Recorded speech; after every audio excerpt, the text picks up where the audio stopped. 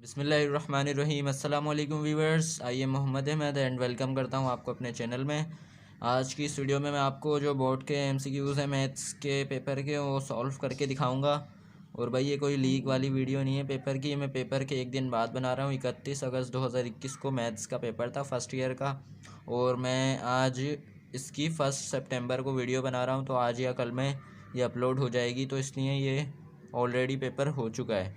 तो मैंने बस स्टूडेंट्स का कन्फ्यूजन क्लियर करने के लिए कि उन्होंने कितने एमसीक्यूज़ सही किए हैं कितने गलत किए हैं, इसलिए इस वीडियो बना रहा हूँ, ताकि सब अपने एमसीक्यूज़ से अगर सही किए हैं तो खुश हो जाएं, और जिसके अच्छे नहीं गए तो वो भी भाई अल्लाह का शुक्र करे और दुआ करे, इंशाल्लाह अच्छा ही होगा।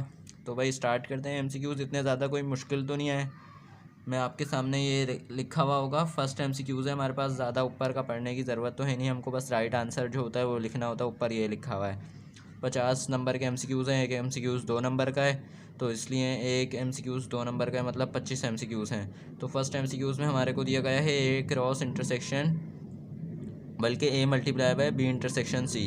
तो हमारे को यहाँ पे 3 सेट्स दिए गए हैं बी इंटरसेक्शन सी। इंटरसेक्शन का मतलब वो वैल्यू जो बी और सी में सेम हो। तो आपके सामने बी और सी में जो सेट है उसमें क्या है 1 2 और 2 3। तो 1 2 2 3 में क्या सेम है, सिर्फ 2 सेम है, तो बी इंटरसेक्शन सी का क्या आ जाएगा, सिर्फ 2। और फिर उसको जब ए से मल्टीप्लाई करेंगे तो ए में क्या है 0 1, तो यानी हो जाएगा 0 2 और 1 2। तो इस तरह से आपके पास ये जो थर्ड वाला आंसर है एमसीक्यूज़ नंबर 1 का, ये आपका राइट आंसर होगा 0 2 1 2। अब नेक्स्ट वाला है वो भी इसी टाइप का ही है। If and B are two non empty sets, मतलब ए और बी खाली सेट नहीं है, उनमें वैल्यूज़ हैं कुछ ना कुछ। तो आपके पास जो सेट है A intersection B union null is equal to, आपके पास 4 ऑप्शन है कि A intersection B union null किसके इक्वल होता है। भाई तो बी जो है नॉन एम्प्टी सेट है, मतलब उसमें कोई वैल्यू है। यूनियन मतलब तरतीब करना, नल वो सेट जो खाली हो, तो खाली सेट है नल। मतलब अगर बी यूनियन नल को तरतीब देंगे, बी यूनियन करेंगे, तो सिर्फ बी की वैल्यू ही आ जाएगी ना, जो बी की एज इट इज़ वैल्यू होगी वही आ जाएगी, क्योंकि नल तो खाली होगा। तो फिर बी यूनियन नल तो बी की वैल्यू बन जाएगी। और जब इसको ए इंटरसेक्शन से बी से करेंगे तो जो ऑप्शन है आपके पास थर्ड वाला, वही वाली बात हो जाएगी कि ए इंटरसेक्शन बी इसके पूरी जो सेट है इसके इक्वल होगा ए इंटरसेक्शन बी। तो बी यूनियन नल, इतना ये कोई मुश्किल सा सम्स नहीं था कि नल है तो मतलब डायरेक्टली सिर्फ बी की वैल्यू आ जाएगी, तरतीब देना है। अगर माइनस करना होता तो तब भी कुछ भी कटता नहीं, ना इंटरसेक्शन होता तो कुछ भी सेम नहीं आता, इंटरसेक्शन होता तो फिर ये खाली हो जाता बी का। मगर यहाँ पे यूनियन है तो मतलब बी का जो वैल्यू है वही आ जाएगा। रियल एंड इमेजनरी पार्ट्स, आपको ये वैल्यू दी गई है, इसमें से real and imaginary parts find करने होते हैं, फाइंड करने हैं रियल पार्ट कौन सा है और इमेजनरी पार्ट कौन सा है। तो भाई इसका फार्मूला होता है, आपके पास अगर फार्मूला नहीं है तो आप देखिए एक्सरसाइज नंबर 2.2 में डिवाइड का फार्मूला होता है, कुछ सम्स भी हैं इससे रिलेटेड। मैं आपको अभी जब कुछ सम्स सॉल्व करने वाले आएंगे तो बारी बारी सारे सम्स का दिखा दूंगा कि किस टाइप का कौन सा एमसीक्यूज़ आया है कौन से सम्स से रिलेटेड। तो भाई अभी नीचे चलते हैं। Multiplicative inverse of A B, भाई तो यहाँ पे सिंपल सा मल्टीप्लिकेटिव इन्वर्स का फार्मूला बताना है। ए बी का मल्टीप्लिकेटिव इन्वर्स क्या होगा, तो ये जो आपको सेकंड नंबर पे दिख रहा है A upon A square plus B square comma minus B upon A square plus B square, ये मल्टीप्लिकेटिव इन्वर्स का फार्मूला होता है और ए बी का मल्टीप्लिकेटिव इन्वर्स होता है। तो ये कोई ज़्यादा मुश्किल नहीं था। नेक्स्ट पे चलते हैं। नेक्स्ट में हमारे पास वैल्यू है z is equals to 3 + 2 iota and z plus z conjugate find करना है हमने। हमारे पास 4 ऑप्शन है 6 आयोटा 6 0 और 4। तो भाई मैं आपको दिखाता हूँ, इसमें एक चीज़ है जो बंदे को बाद में एमसीक्यूज़ करते वक्त पता ही नहीं चलता है और वो गलत आंसर लिख देता है। तो इसलिए अभी ये चीज़ आप ज़रूर देखिए, वीडियो को पूरा देखा करें, ताकि हमें वीडियो बनाने में खुशी हो कि आप लोग हमारी वीडियो पे अच्छा रिस्पांस देते हैं। तो भाई अभी ये मैं आपको सॉल्व करके दिखाता हूँ और कन्फ्यूजन क्लियर करता हूँ। तो हमारे को z की जो वैल्यू दी गई है वो है 3 आयोटा प्लस 2। तो यहाँ पे मैं z की वैल्यू लिख देता हूँ आपके सामने 3 आयोटा और प्लस 2। फर्स्ट ऑफ ऑल तो भाई कॉम्प्लेक्स नंबर को हम इस फॉर्म में नहीं लिखते, पहले रियल आता है फिर इमेजनरी आता है। एमसीक्यूज़ के वक्त सब कंफ्यूज हुए होते हैं, वो डायरेक्टली इसको सॉल्व कर देते हैं और इसका फिर 6 आयोटा गलत आंसर आ जाता है, वो लिख दें, तो फिर ये हमारा 2 नंबर का नुकसान हो जाएगा। फ़र्स्ट ऑफ ऑल इसको यूं सॉल्व करना है हमने। 2 पहले आएगा, ओहो 2 प्लस 3 आयोटा, अब ये बन गया एक सही कॉम्प्लेक्स नंबर की form. Real part imaginary part क्या फाइंड करना है, z प्लस z कॉन्जुगेट। भाई z की वैल्यू तो आपके पास आ गई 2 + 3 आइटा। कॉन्जुगेट मतलब इमेजनरी पार्ट से माइनस को मल्टीप्लाई कर दो तो वो हो जाएगा 2 - 3 आयोटा। अब इन दोनों को प्लस करना है, z plus z conjugate. Simple सा होगा ये, बस ज़्यादा मुश्किल तो है नहीं। 2 + 3 iota plus 2 - 3 iota, plus 3 iota minus 3 iota cancel, 2 + 2 हो जाएगा 4। तो हमारे पास जो 4 है वो राइट आंसर है। यहाँ पे आप देख सकते हैं हमको 4 जो है आंसर दिया गया है। इसका डी के लें, डी ये इसका राइट आंसर है 4। आपको मैंने सॉल्व करके भी दिखाया। अब इस एमसीक्यूज़ में बहुत सारे बच्चे कंफ्यूज हुए हैं, काफ़ी लोगों का गलत गया है ये वाला। If the product of root of equation, एक इक्वेशन है उसका प्रोडक्ट ऑफ रूट 2 के बराबर है, then the value of P is. तो भाई प्रोडक्ट ऑफ रूट की हमारे को इक्वेशन दी गई है, इसको भी अभी सॉल्व करते हैं। ये इक्वेशन है हमारे को दी गई है, 4px² - 4x + 4। Product of root क्या होता है, alpha beta is equals to c/a। c/a होता है ना, बिल्कुल c/a होता है। c/a यहाँ पे c क्या है 4, a क्या है p है। और जबकि हमारे को एमसीक्यूज़ में दिया गया है कि इस इक्वेशन में प्रोडक्ट ऑफ रूट इस इक्वेशन का 2 है, तो यहाँ पे आप खुद ही देखें कि अगर ऊपर 4 है तो 4 को कौन से नंबर से डिवाइड करेंगे कि वो 2 हो जाए, प्रोडक्ट ऑफ रूट 2 आए। सिंपली है 2 से डिवाइड करेंगे, यानी p की वैल्यू क्या होगी 2 होगी। 2 × 1 = 2, 2 × 2 = 4। तो भाई ये प्रूफ हो गया कि इसका इक्वेशन का जो प्रोडक्ट ऑफ रूट है जब 2 होगा जब p की वैल्यू होगी 2। तो इसलिए यहाँ पे 2 आंसर आएगा जो हमारा राइट आंसर होगा। तो इस पे सर्कल बना देते हैं, ये हमारा है राइट आंसर। नेक्स्ट है द वैल्यू ऑफ आयोटा 57 प्लस 1/आयोटा 125 इज़। भाई यहाँ पे इतनी बड़ी बड़ी पावर्स देखकर तो पहले सब घबरा जाते हैं कि इसको कैसे सॉल्व करें। तो कोई मुश्किल काम नहीं है, अभी मैं आपको सॉल्व करके ट्रिकी स्टाइल में दिखाता हूँ।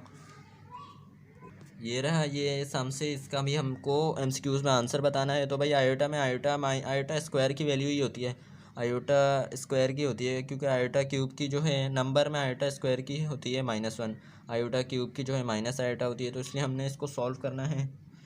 तो फर्स्ट ऑफ ऑल हम इसको ब्रेक इस तरह से करेंगे कि एक को आयोटा स्क्वायर करेंगे।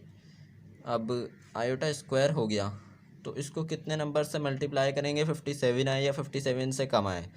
तो भाई इसको अब हम अगर 28 से मल्टीप्लाई करते हैं तो 28 × 2 तो कितना बनेगा, या 28 + 28 56 बनेगा। तो 56 आयोटा ये हमारे पास हो गए। दिए गए हैं कितने 57, तो एक रह गया, एक इधर आ गया, तो ये ब्रेक हो गया इस तरह से। +1 / आयोटा स्क्वायर में करेंगे, और 125 2 को कितनी मरतबा मल्टीप्लाई करो कि 125 या उससे कम आए। तो अगर 62 मरतबा 2 को मल्टीप्लाई करते हैं तो 124 आएगा। सही है, 124 हमको ऊपर 125 दिया गया है, तो एक आइटम हमने इसके साथ लगा दिया। अगर इसको मल्टीप्लाई में बेस से पावर 8 करेंगे तो ये 125 ही बनेगा। अब नेक्स्ट स्टेप ये है कि आयोटा स्क्वायर की वैल्यू क्या होती है, -1, okay, -1 whole power 28 dot iota plus 1/-1 और इसकी पावर भी आ जाएगी 62 डॉट आयोटा। नेक्स्ट स्टेप -1 है और ऊपर पावर अगर इवन नंबर है, कोई भी नंबर हो अंदर ब्रैकेट में, और उसकी पावर उसके साथ माइनस लगाओ, और ऊपर जो है इवन नंबर में पावर हो तो वो प्लस का 1 हो जाएगा, अगर -2 होगा तो +2 हो जाएगा। ऑड में होती तो साइन को कोई फ़र्क नहीं पड़ता, अगर इवन होगी पावर तो उसको जब सॉल्व करेंगे तो वो पावर प्लस में हो जाएगी, अगर माइनस होगी तो -2 होता +2 हो जाता है, -3 होता तो +3 हो जाता। तो ये हो गया 1 डॉट आयोटा, मतलब आयोटा ही बन गया ये समझ लो, आयोटा प्लस 1/, यहाँ पे भी हमारे पास -1 के ऊपर जो पावर है वो इवन नंबर है, तो यानी ये भी +1 बन जाएगा और 1 आयोटा सा आयोटा हो जाएगा। लेकिन है ना, आपको समझ आ रहा होगा, नहीं आ रहा तो थोड़ा सा रिवाइंड करके रिप्ले करके देख लीजिए वीडियो को थोड़ा पीछे से, क्योंकि यहाँ पे अगर 62 है 63 होता तो ये माइनस का माइन ही रहता। जैसे आप शॉर्ट सा अगर, तो अब ये हमारे पास अगर ऑड पावर होती 63 या जैसे सिर्फ 3 ले रहे हैं पावर, तो -1 × -1 × -1 तो वो कुछ इस तरह से हो जाता, -1 और -1, तो minus minus plus plus minus minus. मगर अगर इवन है यानी 2 4 6 8 यानी माइनस माइनस प्लस, 4 है तो प्लस माइनस माइनस, और एक और बढ़ा दो तो माइनस माइनस प्लस हो जाएगा। तो इसलिए इवन हो तो नंबर अगर माइनस में है तो प्लस में हो जाएगा। आयोटा वन ज़ा आयोटा अगर वन है तो वो सिर्फ हो जाएगा simple iota plus one अपाउन iota, और अपाउन में सिर्फ यहाँ पे आयोटा ही है, तो मतलब अगर एलसीएम करेंगे तो आयोटा ही आ जाएगा। ये तो सिंपल सी बात है। आयोटा आयोटा ज़ा आयोटा स्क्वायर, ये हो जाएगा आयोटा स्क्वायर प्लस वन। इसके नीचे ऑलरेडी आयोटा मौजूद है तो इसलिए ये वन ही रहेगा। आयोटा स्क्वायर की वैल्यू क्या होती है? माइनस वन होती है, ये तो सबको पता ही होगा। Minus one plus one divided by iota. Minus one plus one क्या होगा? ज़ीरो, और zero divided by iota, zero को तो किसी भी नंबर से डिवाइड करो वो क्या होता है? ज़ीरो ही रहता है। ये आ गया हमारा ज़ीरो। ये हमने प्रूफ कर दिए कि आयोटा 57 और प्लस वन अपाउन आयोटा 25 का जो आंसर है वो ज़ीरो आएगा। ये रहा हमारे पास ज़ीरो, भी फर्स्ट वाला ही ऑप्शन है ज़ीरो। नेक्स्ट जो है हमारे पास if omega cube is equals to one and omega not equal one, so then equation दी गई है one plus omega square, one plus omega four, one plus omega eight किसके बराबर होता है। तो अभी हम आपको ये भी सॉल्व करके दिखाते हैं। यहाँ पे हमको ऑप्शंस दिए गए हैं three three minus three, one और माइनस वन। यहाँ पे ऑलरेडी मैंने लगाया हुआ है वन, तो अभी देखते हैं कि वन आता कैसे है। ओमेगा क्यूब की वैल्यू का तो सबको पता ही होगा कि वन होती है। ये हमारे सामने आ गया। इसको हम इन दो ब्रैकेट्स को आपस में मल्टीप्लाई करते हैं, इन दो को करते हैं, फिर इनका जो आंसर आएगा उसको बाद में आपस में कर देंगे। सही है, तो फिर वन को पहले करेंगे वन से, तो वन आएगा plus omega square, one omega square ज़ा omega square plus omega one ज़ा omega, and then omega square multiply by omega, omega cube हो गया।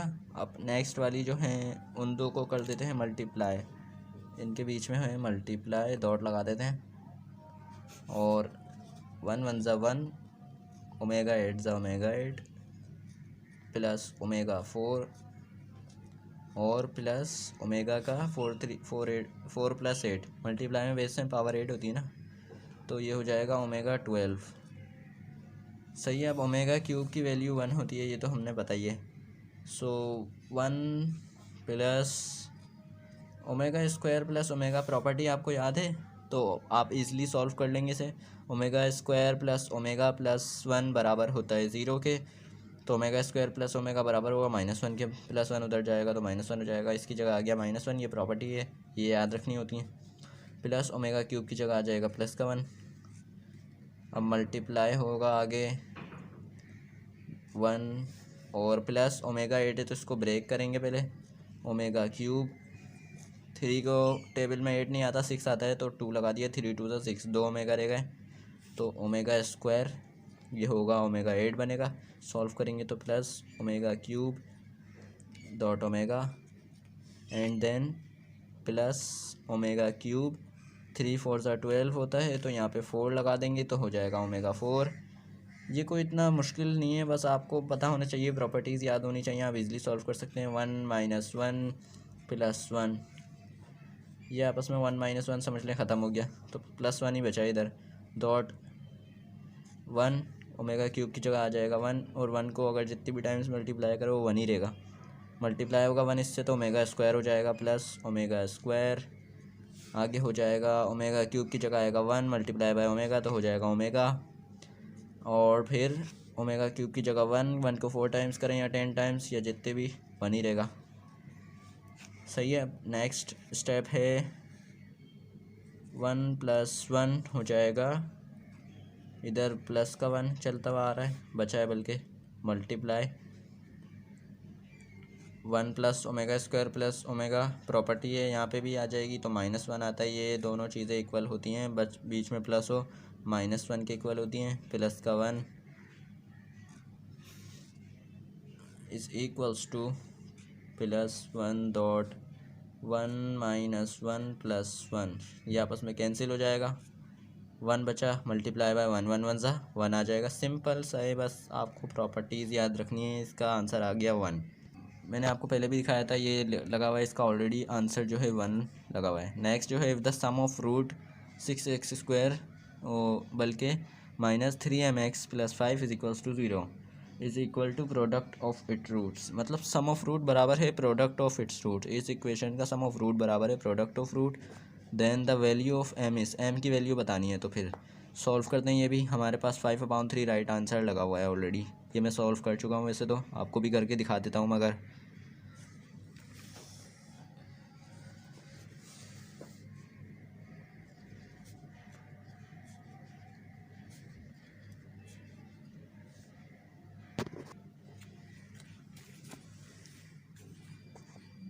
सिंपल सी बात थी, बस आपको समझना था यहाँ पे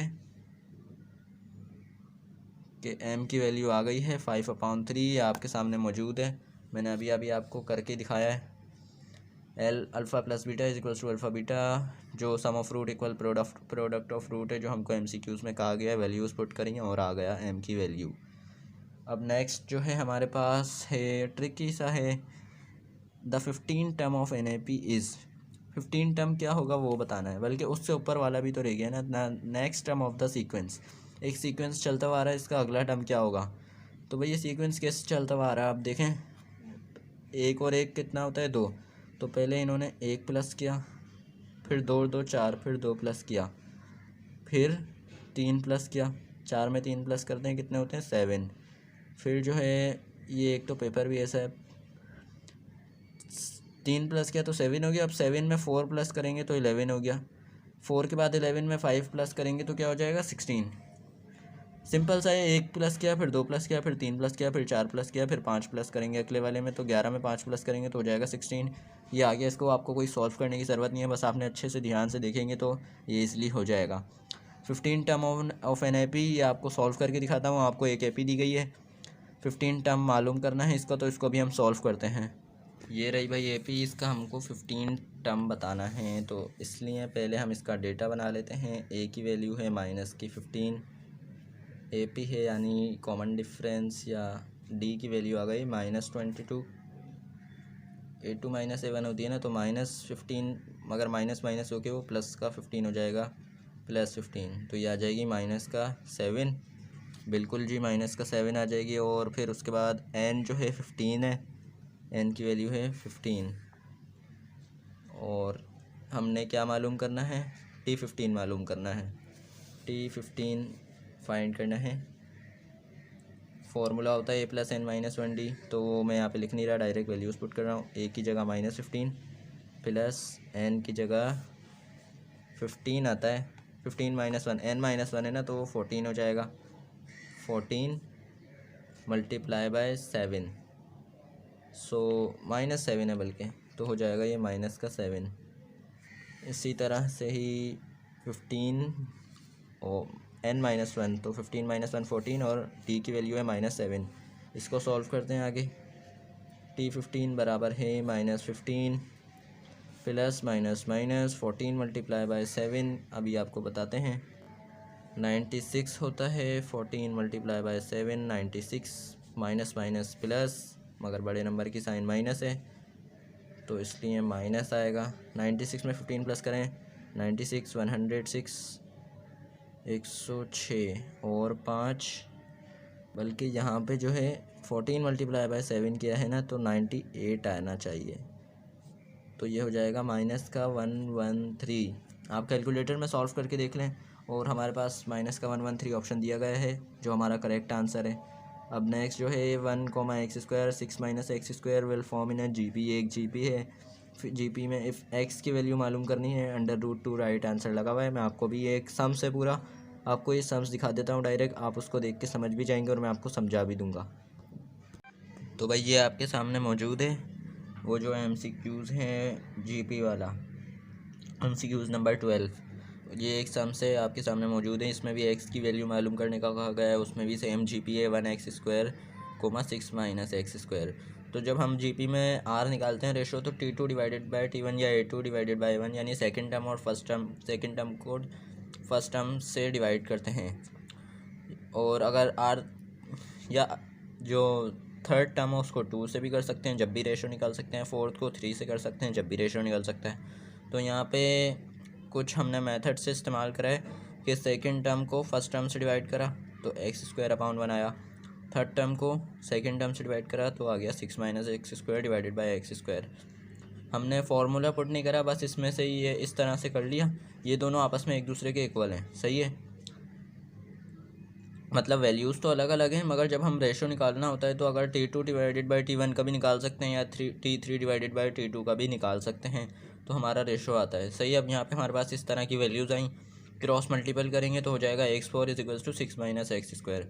हम इसको इस टाइप की इक्वेशन में कन्वर्ट कर लेंगे, इसको दूसरी साइड ले जाएंगे तो ये हो जाएगा प्लस का माइनस का 6 प्लस का एक्स स्क्वायर।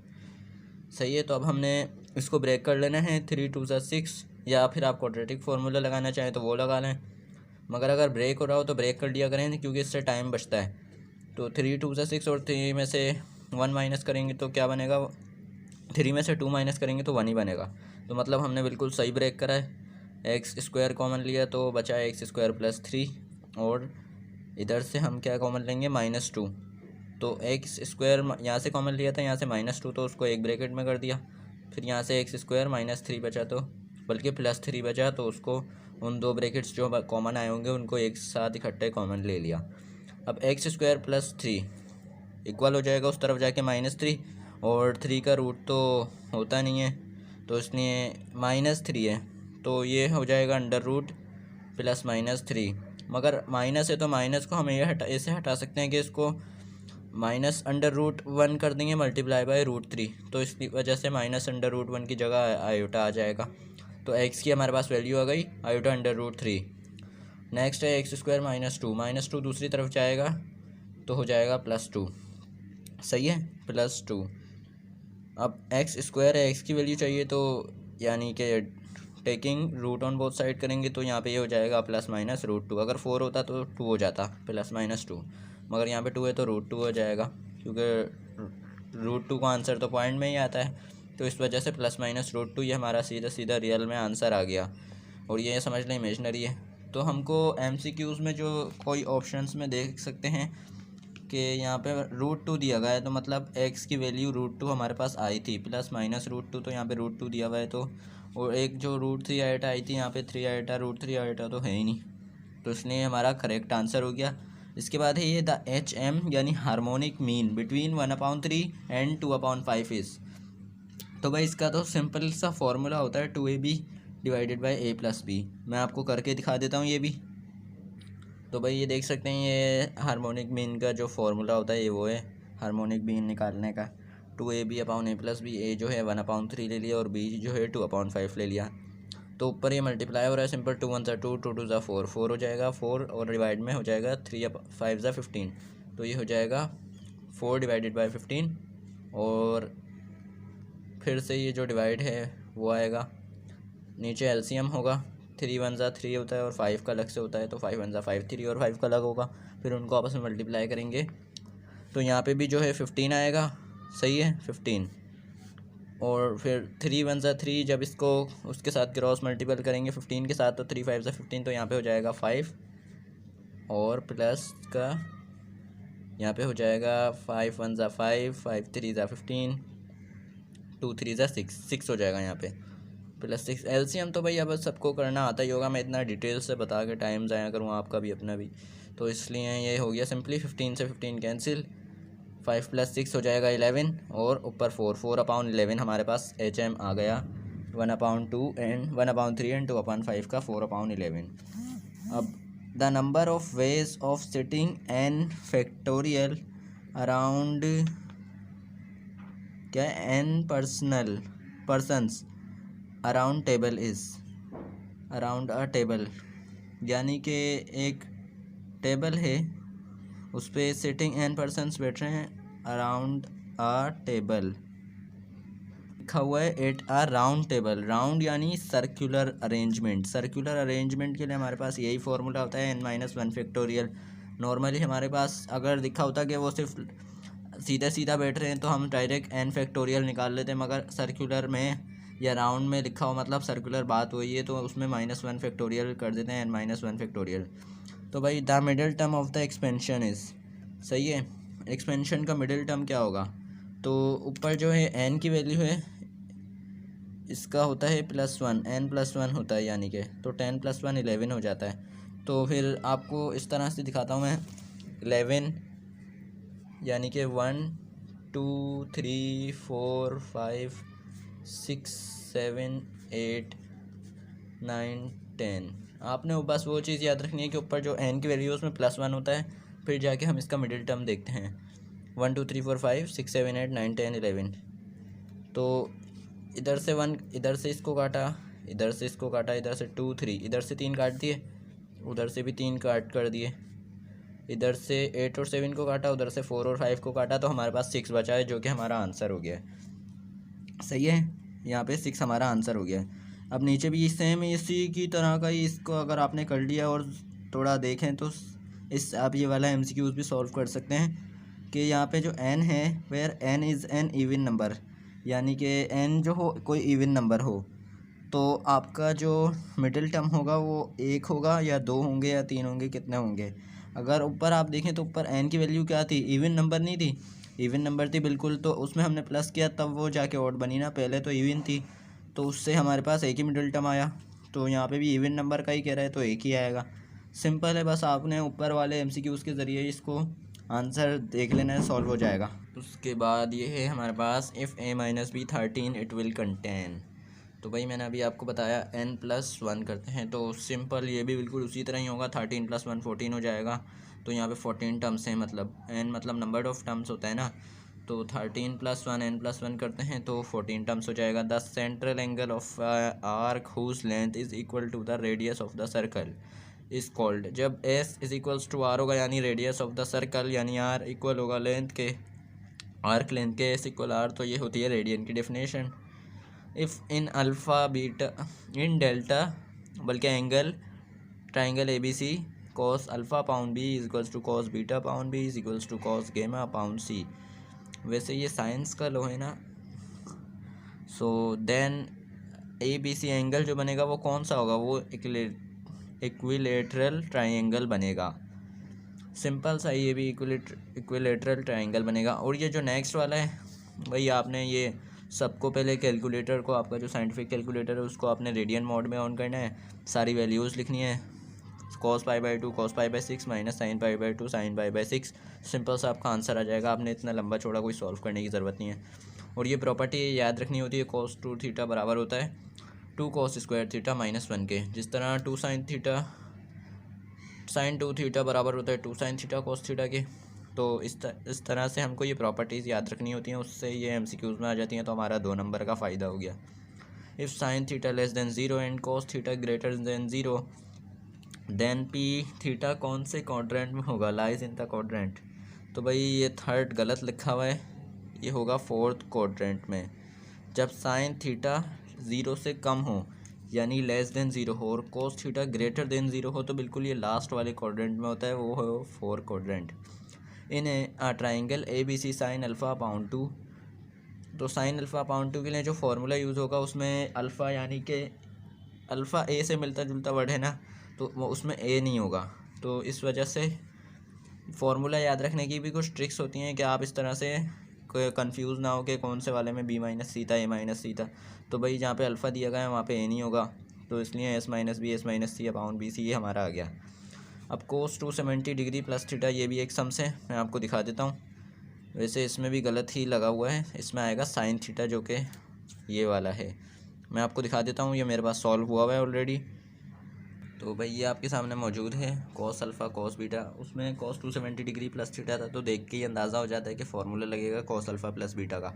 तो अल्फ़ा प्लस बीटा हो तो बीच में माइनस ही आता है, यानी cos का फार्मूले में cos alpha cos beta minus sin alpha sin beta. Alpha की जगह 270, बीटा की जगह थीटा। cos 270 बराबर होता है 0 के, तो उस वजह से ये मल्टीप्लाई होकर 0 ही हो जाएगा। और sin 270 बराबर होता है -1 के, माइनस माइनस प्लस 1 1 sin 1 ज़ा sin थीटा। सिंपल सा हमारा जो sin थीटा है आंसर आ गया। और the principal value of arc sin √-3/2 is. मुमकिन है कि आपके कैलकुलेटर में नहीं आ रहा हो, क्योंकि sin √3/2 की वैल्यू आ जाएगी π/3। तो आपने बस इतना देख लेना है कि यहाँ पे माइनस है, तो हमने खुद से ही इस वाली पे -π/3 लगा देना है। ओके। और भाई इतनी मेहनत से आपके लिए वीडियो बनाई है, सारे MCQs आपको सॉल्व करें, इंशाल्लाह आपके भी सही गए होंगे। और अल्लाह से दुआ करें अपने लिए भी, बाकी सबके स्टूडेंट्स के, सब स्टूडेंट्स के लिए, मेरे लिए भी, कि सबका हम सबका रिज़ल्ट अच्छा बने इंशाल्लाह। और अपना खूब ख्याल रखिए, और इस वीडियो को और मेरे चैनल को अपने फ्रेंड्स के साथ लाजमी शेयर कीजिए, ताकि मैं आपके लिए और भी ज़्यादा इन्फॉर्मेटिव वीडियोज़ लाता रहूँ। अपना खूब ख्याल रखिए और वीडियो देखने के लिए बहुत बहुत शुक्रिया। अल्लाह हाफिज़।